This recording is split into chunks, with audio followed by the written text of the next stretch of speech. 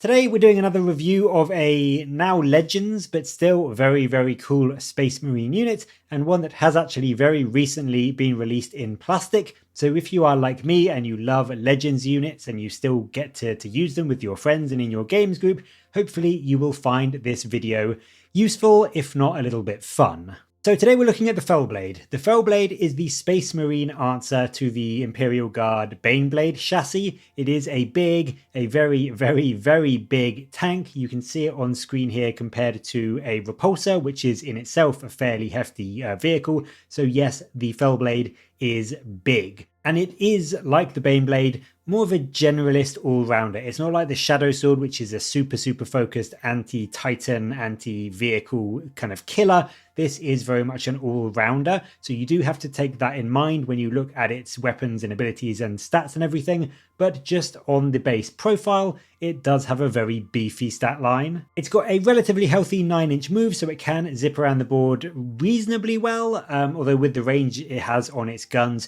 you can also very easily just sit this thing back in your deployment and just rain down fire pretty much all game long and not have to move it. It also comes with a incredible toughness 13, 2-up save and 24 wounds, so it's only got 4 wounds less than something like a Knight Castellan, but it does have a 1 higher toughness and also that very useful 2-up save. It's worth noting, of course, it doesn't have the invulnerable like something like a Castellan. That is a pain, but at least with that 2-up save, you do have a good bit of durability. You've got better durability against sort of low AP, no AP firepower, and then even against the heavier stuff, you are going to need -4 AP to get you down to a 6-up save, and even things like -3 AP las cannons and the like, they will still only take you to a 5-up save, which is the exact same that something like a Knight would have with its invuln. Now yes, it is going to be expensive, of course it is a big hefty vehicle, it's 480 points, so it's almost a quarter of your list at a 2000 point game, so it really is a big investment.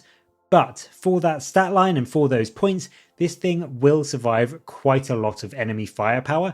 Even something like 3 enemy repulsor executioners firing at it with their heavy laser destroyers, that will only average about 21 wounds, so those 3 big guns won't quite kill it. And I mean, yes, with the rest of the Gatling cannon, the heavy bolters and all the other kind of random weapons that an executioner has, yes, they may well get through it, but that still means essentially you need about 700 points worth of repulsor executioners to reliably take out your Fellblade, and that is assuming, of course, no Armor of Contempt or Smoke or any other defensive buffs that you will almost certainly be using on this vehicle if you know there are 3 repulsor executioners lining up against it, so it can be a very durable piece of kit to put down on the table. Of course, being a super heavy, it does have the plethora of ranged weapons. It is obviously a ranged weapon chassis. It doesn't have anything melee wise apart from the armor tracks, which are really nothing worth talking about.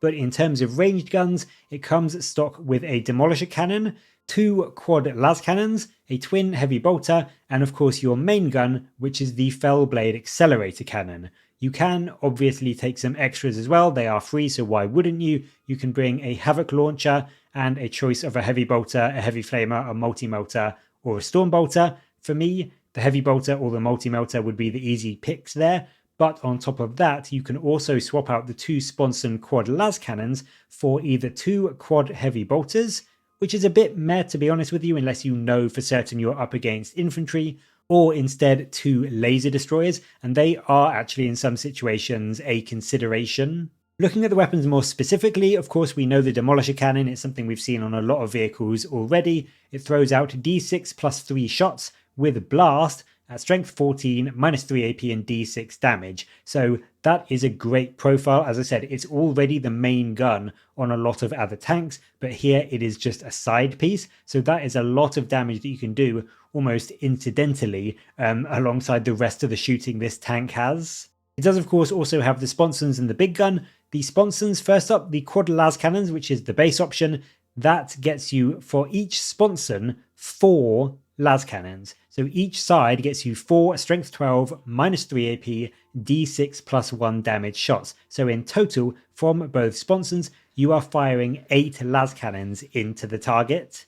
And that essentially means that in a single volley with just your sponson guns alone, you can take out something like an enemy gladiator tank, which really isn't half bad for just your sponson guns. The other option that, as I mentioned, is the laser destroyers. These are shorter range, but they're still 36 inches, so it's not exactly short range. You can still very easily just sit back and shoot with them. They are, however, also heavy weapons, so if you do sit still with your Fellblade, they can be hitting on 2s. They're only 3 shots, so it is 1 less than the las cannons per sponson, but they do also make up for that by being strength 14 instead of strength 12, and also minus 4 AP instead of minus 3. So it's less shots, but potentially hitting on 2s instead of 3s, better strength, and of course that better AP. So with those, with the 2 sponsons of the laser destroyers, you are looking at them being able to drop about 12 wounds from a land raider in a single volley, which is really good. And I think both the las cannons and the laser destroyers are very, very good. But personally, for me, I love having that minus 4 AP.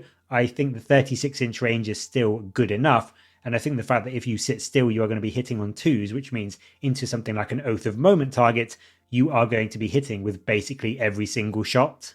The other option you could consider is the quad heavy bolters. They net you 6 shots per sponson at strength 5, minus 1 AP and 2 damage, with sustained hits 1 and also twin linked. So it's a decent amount of firepower, don't get me wrong, but in my opinion, it's just not really what a Fellblade needs. Minus 1 AP still kind of sucks, and even with twin linked and into an Oath of Moment target, both sponsons combined will only get you around 6 dead marine profiles, which just really isn't great. On top of that, you do already have a twin heavy bolter, and if you take something like the Havoc launcher as well, that can get you a token bit of anti-infantry shooting if you do need it, as well as the fact that if you look at things like the Demolisher cannon and the Accelerator cannon, that does have a blast profile. So if you really do need to use this tank for anti-infantry duties, you do have a good couple of blast weapons that can fill that role if you need to. But for me, I would definitely be going for something like the las cannons or the laser destroyers,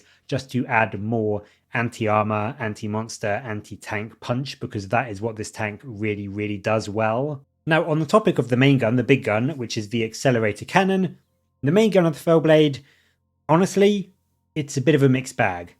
It looks awesome, don't get me wrong, it looks bloody awesome. It is this huge double-barreled beast of a gun that really does look as though it should just one-shot a knight. But actually, in actual fact, it's really kind of meh. It does have 2 profiles, which again speaks to the fact that this is a generalist all-rounder tank, so maybe it's not surprising that the profiles each are kind of a bit underwhelming, because the fact that you get to use either of them does give it that flexibility. But you can either fire an AP round or high explosive rounds.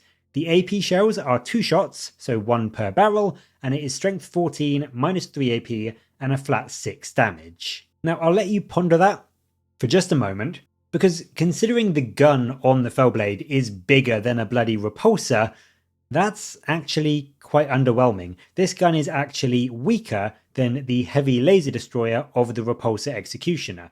2 shots at strength 14, minus 3 AP and a flat 6 damage, compared to the laser destroyer, which is 2 shots at strength 16, minus 4 AP and d6 plus 4 damage. So even if you rolled a 1 on the d6 damage for the executioner, you're still only doing 1 less damage than the Fellblade, and on average you are doing 7 or 8 damage per shot compared to the 6 from the Fellblade. So it just feels very, very bad. I get that a laser destroyer is maybe lore-wise meant to be stronger than the big Fellblade accelerator gun, but still it just feels very, very underwhelming for me, considering how big the gun is. You know, the fact that it is called an AP round, it should at least be minus 4 AP in my opinion, considering how big that shell is going to be. But as it stands, the main gun on the Fellblade will do about 3.7 wounds to a Land Raider. That's it. Whilst the Repulsor Executioner does over 5, closer to 6 damage to that same Land Raider, and it does even more thanks to having heavy, so if the Repulsor Executioner stays still, it does almost double the damage of the Fellblade's main gun. So I mean, just yeah, for such a big centerpiece model with a big imposing gun, the Accelerator Cannon is quite disappointing, certainly with the AP shells. But of course, as I said, it is an all-rounder, which does mean it has another firing option. The high explosive shells get you 2d6 shots instead, and they have blast. So maybe these things are a bit better at going into things like Marines or big, squads of infantry and that sort of thing. But then we look at that profile, and that's strength 8, minus 1 AP, and 2 damage.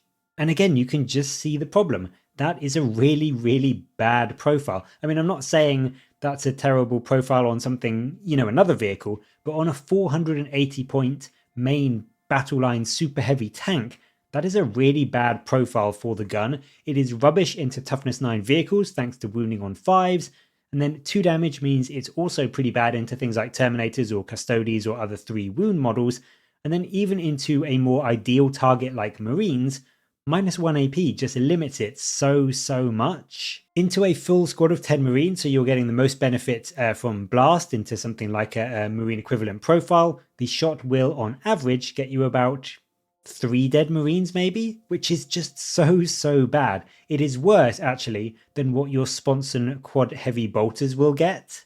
And in actual fact, it's not any better than what the Demolisher Cannon does, thanks to the Demolisher Cannon having minus 3 AP. That also averages, around sort of 2 to 3 dead Marines. So the big gun on your Fellblade is actually no more effective into Marines than your secondary one. And if we take, again, the Repulsor Executioner comparison, the Plasma Incinerator option on that, which is D6 plus 1 shot at strength 8 minus 3 AP and 2 damage, that actually averages out more damage than the Fellblade. That does pretty much flat on 6 damage, so that is guaranteed to be killing 3 Marines, whilst the Fellblade, it will occasionally kill 3, but it's between 2 and 3. So even the Repulsor Executioner will more consistently and reliably kill Marines than the high explosive round of the Accelerator. So what we're essentially saying is the Fellblade, its main big gun, is worse at taking out heavy targets and armored targets than an Executioner with a laser destroyer.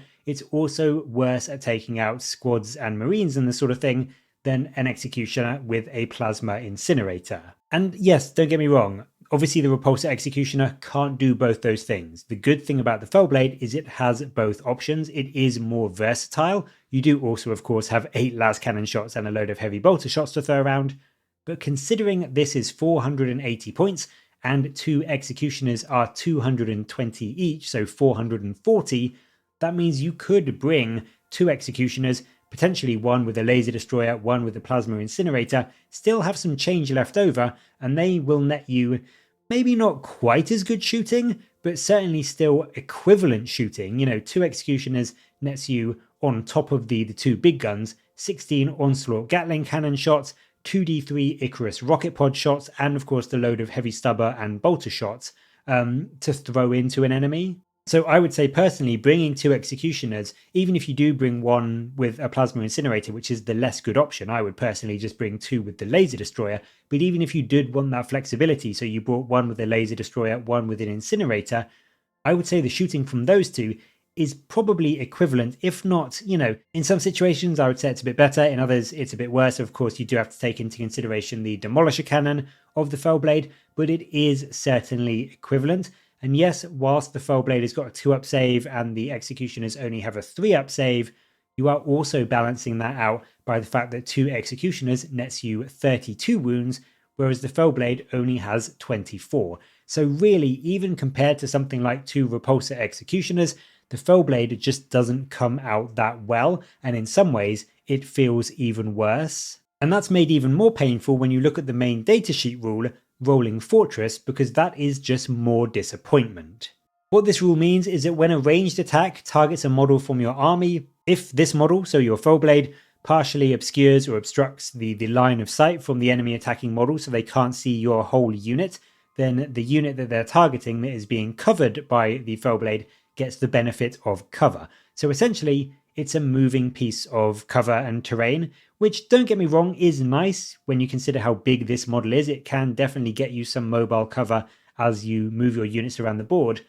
But the big issue is that most of the time with the guns the Fellblade has, you want it kept back, just out of range of enemy shooting, so it can just sit back and shoot all game long. If you move your Fellblade up to provide that cover to your other units, chances are you're just going to be opening it up to enemy anti-tank firepower, and they're just going to shoot it first to take it off the board. It just, for me, feels like a somewhat underwhelming ability, and it's actually the same ability that I believe the Imperial Guard Baneblade has, and people that I've spoken to about the Baneblade that, play Astra Militarum and know the units well, they all agree that it's just not a very good or very strong rule to bring on such an important, expensive centerpiece unit.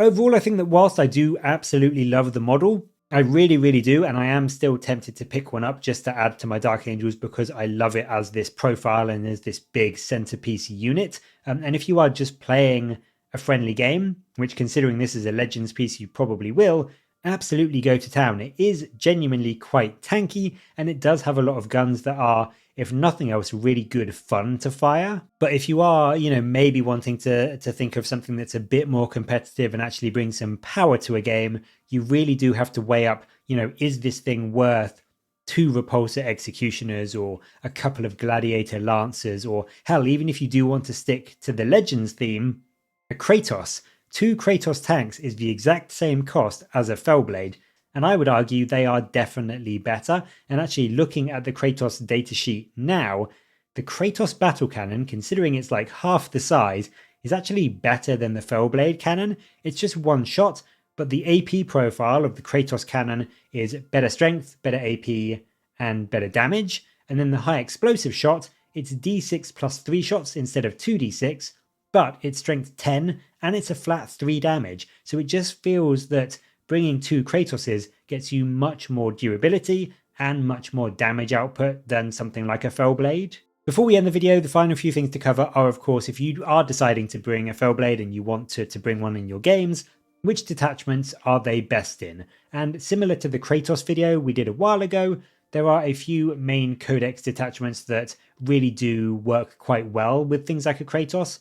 The Gladius, of course, is a great all-rounder, and whilst it doesn't provide any huge direct benefits to a Fellblade, it nets you things like advance and shoot, and also the ability to fall back and still shoot, which is actually really handy. Of course, being a vehicle, you can still shoot in combat with big guns never tire, but your blast weapons can't, so being able to still fall back and shoot things like your Demolisher Cannon is really, really handy to have. Equally, some of the strats, things like Storm of Fire, can be very good on a Fellblade. Ignoring cover can be huge with the number of guns you have, and then of course getting +1 AP in the Dev Doctrine means your las cannons can go up to that sweet -4 AP, and even your Accelerator cannon in the high explosive profile can now go to -2 AP, which does make it significantly better at killing off enemy marines. Next up, we have the Ironstorm Spearhead. Naturally, this combos very well with a Fellblade. The free hit, wound, or damage reroll can go a long way with, the big guns that you have, whilst in this detachment you will probably be bringing a Tech Marine just because of how they work in the detachment, so you can use that to support your Fellblade even more, giving you the ability to heal D3 wounds in your command phase, and also potentially giving it +1 to hit can give it a big damage boost. Then of course things like Adept of the Omnissiah, which is an enhancement you can give a Tech Marine. You can make things like your Fellblade brutally survivable and durable, or you can instead choose to push its damage output to extreme levels with things like Vengeful Animus, which gives you sustained hits and also crits on a 5, and that will on average get you about 8 hits from your 8 las cannon shots, or over 9 hits if you are also at +1 to hit from something like your Tech Marine. So for just 2 command points, that can be a huge force multiplier for your Fellblade. The final one I wanted to mention is actually the Anvil Siege Force. I think that could have some potential here. It gives all of your guns heavy, which means if you are sat back with this thing, which you probably want to be anyway, you are going to be getting essentially +1 to hit with every weapon on the tank. And then any of your guns that already have heavy, they get +1 to wound. So if you take the Laser Destroyer option, you will now be getting +1 to hit if you stay still, and also +1 to wound with the Laser Destroyers. So that means your Laser Destroyers can be hitting on 2s, and then wounding even things like Imperial Knights also on 2s, which does make for a pretty scary backfield anti-armor, anti-tank piece. There's also a few solid strats in this detachment. No threat too great lets you reroll wound rolls against monsters or vehicles, which is perfect for your Fellblade. And then Battle Drill Recall, that gives you again sustained hits and also crits on 5s if you stayed still. So if your plan is to just keep this thing in your backfield and just unleash long range firepower all game long into the enemy, then these strats and this detachment can actually seriously up your output.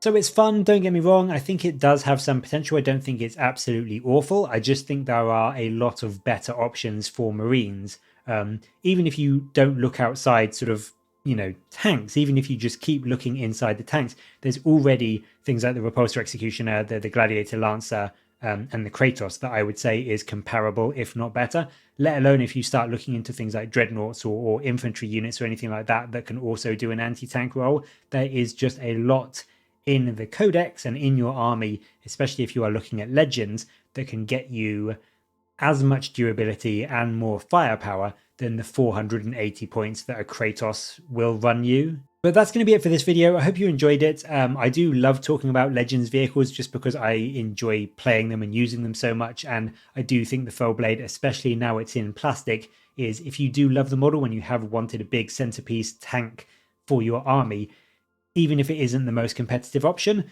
it's a really good time to get one because it's now in plastic and they do look awesome. But as always, I'd love to know what you think of the Fellblade. If you've got one of the new plastic ones, or if you have used it, maybe you've got one of the old resin ones. Have you used it in 10th edition 40k? And if so, how did it do? And do you think it was worth the points? I think in the latest Munitorum Field Manual, it actually dropped. I think it used to be 525 points. So it has actually had a small decrease. I still don't think it's worth it, but how has it performed for you in your games? Let me know all of your thoughts down in the comments below, and as always, thank you very much for watching. Please do like and subscribe for more Warhammer content from me, but until next time, I'll catch you later, guys.